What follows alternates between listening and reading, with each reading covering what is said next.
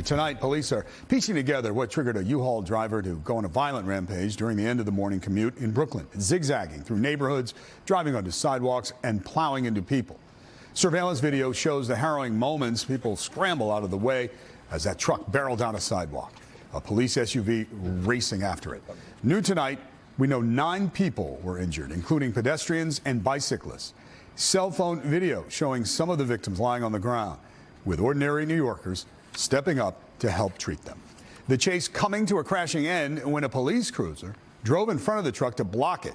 This was in Red Hook. The driver was taken into custody. Now, the NYPD emphasizes this was not terror-related, but tonight they do want to know why this driver did it. News 4's Chris Jose starts us off, taking us inside the chase. The guy couldn't escape or go nowhere. So, right after that, the officer came out with the gun, and they got the guy. This is a picture of NYPD arresting the 62-year-old man accused of barreling through several Brooklyn neighborhoods in a U-Haul truck. Surveillance video shows just a fraction of a violent rampage, injuring 8 people. There's a U-Haul truck running right through here. We're freezing the footage before the driver swerved into the bike lane on 4th Avenue near 55th Street, where a cyclist was hit. Cell phone video captured the moments people ran over to help. It sounded like a sanitation truck. You know, when they pick up the snow, they make that grinding noise. That's what it sounded like. Watch as a woman on the sidewalk spots a U-Haul speeding down the sidewalk and gets out of the way. A patrol car, hot on its tail. Did he do it on purpose? I think so, because he not tried to stop. Police say it all started around 11 a.m. in Bay Ridge. Pedestrian and bicyclists were hit.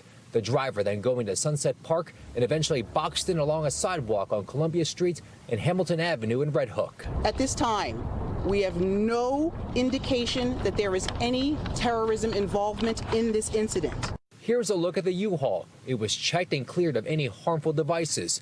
Investigators now reviewing video and looking at other evidence. So far, no motive. Moments ago, a tow truck arrived here to the scene in Red Hook and hauled away the rental truck. NYPD says 2 of the 9 victims are in critical condition. Live in Red Hook, Chris Jose, News 4 New York. Chris, thank you. And tonight, the I-Team has been digging into the background of the suspected driver behind the rampage. Police identify him as 62-year-old Weng Sor, and he is known to police. News 4 Chief Investigative Reporter Jonathan Dienst reveals what we know about him tonight and what police say he told an officer after the rampage. As he was being taken into custody, the suspect allegedly told police he just wanted to die. Weng Sor was arrested after the 40-minute rampage. Emotional troubles a leading theory. Sor, born in Malaysia, is a U.S. citizen with a troubled past. He has numerous past arrests and a history of mental issues from when he lived in Nevada. Here in New York, there was once a call to police because he was apparently screaming and acting erratically in the street. Investigators tell us Sor rented that U-Haul in Florida late last month to drive it to New York. En route, he was arrested in South Carolina for reckless driving. He posted bail there and continued on to the city. Once here, they believe he was living out of that U-Haul. We're told he tried to visit relatives in Brooklyn, but given his past troubles, they would only let him shower and told him to be on his way. On February 8th, he got a speeding ticket here in the city. And then today's incident. As of now, the NYPD and the Brooklyn DA expected to have the lead. Attempted murder among the possible charges. Again, no writings, no signs of terror. His estranged relatives tell police that Sor was troubled, but he was not radicalized. He was not religious. Why he allegedly chose to act today, still unclear. Jonathan Dienst, News 4 New York.